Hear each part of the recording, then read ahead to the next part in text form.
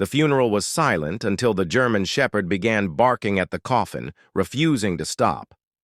At first, everyone thought it was grief. But when the barking turned frantic, something shifted.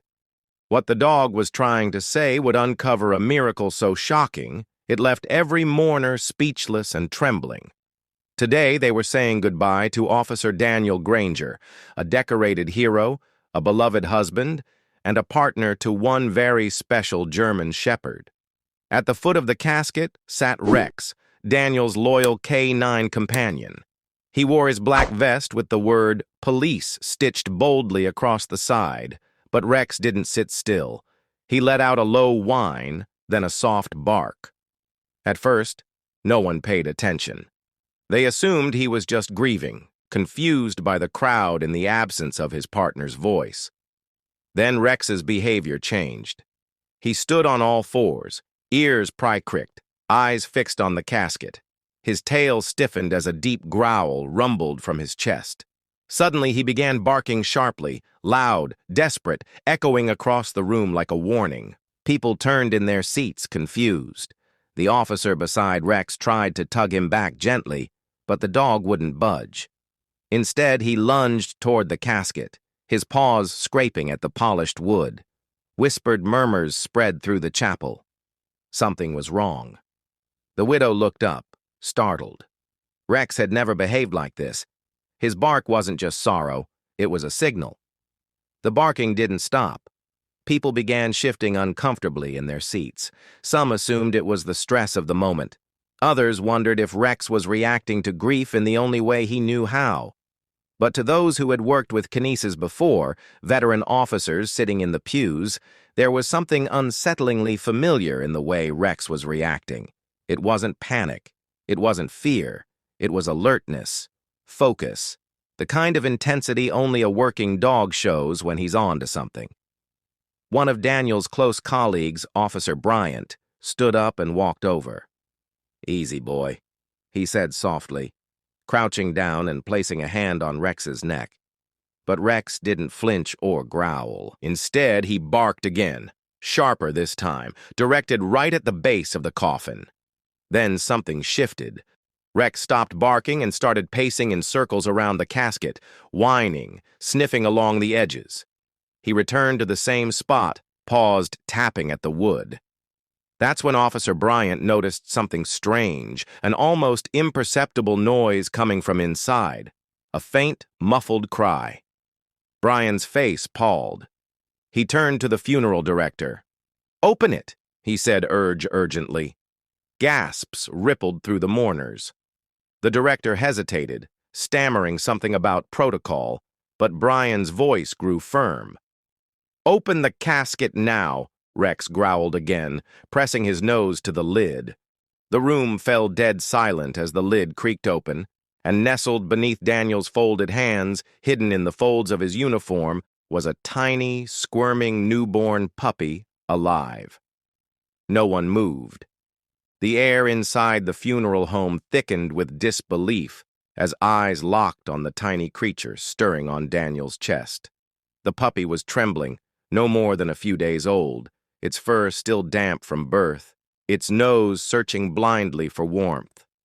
Rex let out a soft, low whimper, tail wagging cautiously as he peered into the coffin. His entire posture had shifted from frantic to protective, almost paternal. How? How did it even get there? Someone whispered. The priest crossed himself. Is this a sign? But Officer Bryant, trying to steady his shaking hands, leaned closer and gently scooped the fragile pup from the casket. As he did, something slipped from under the edge of Daniel's jacket. A folded piece of paper. Curious and shaken, he picked it up, noticing Daniel's handwriting on the outside. It read, "If anything happens to me, please take care of them." "Them," Bryant echoed aloud. Another gas filled the room. Rex, still standing guard, gently nuzzled the infant puppy and let out a bark. Not one of alarm, but of confirmation. He wasn't just reacting to grief. He had been trying to protect the pup all along. Daniel hadn't just trained Rex to obey commands. He had entrusted him with something far deeper, loyalty beyond death. And Rex had delivered, leading everyone to a miracle no one would have believed if they hadn't witnessed it with their own eyes.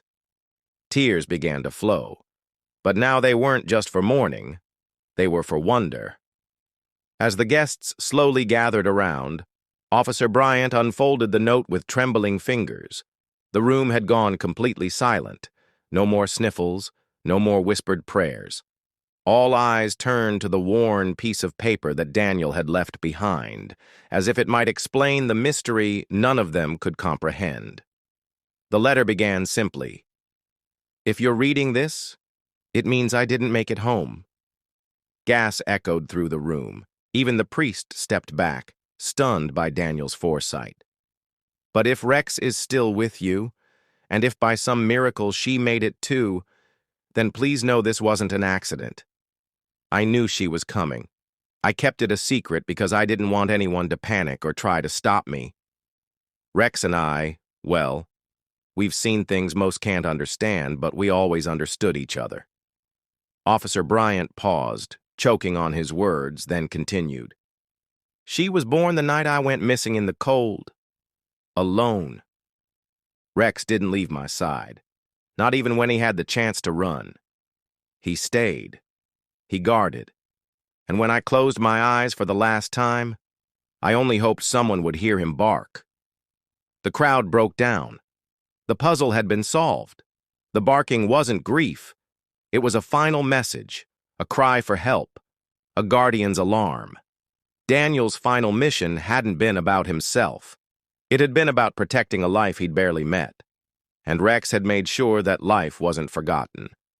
Later that evening, as the sun dipped low beyond the hills, the puppy lay wrapped in a soft blanket inside the precinct's K9 office.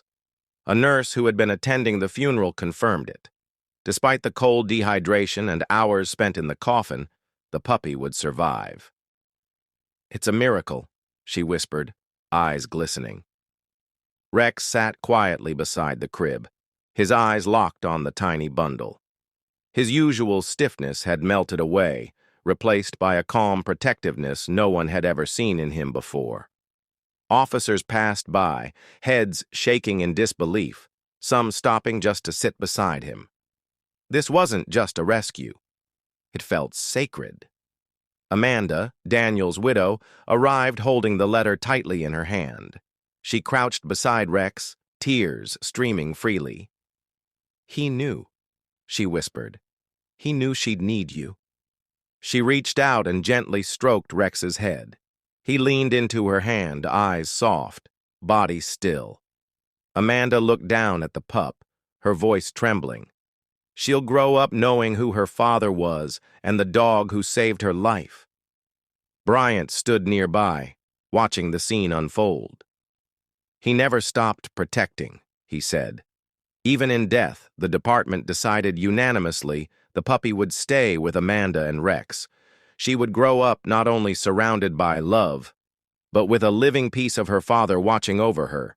And Rex, he hadn't just lost his partner. He had found his new purpose. He hadn't barked out of fear. He barked because life still remained."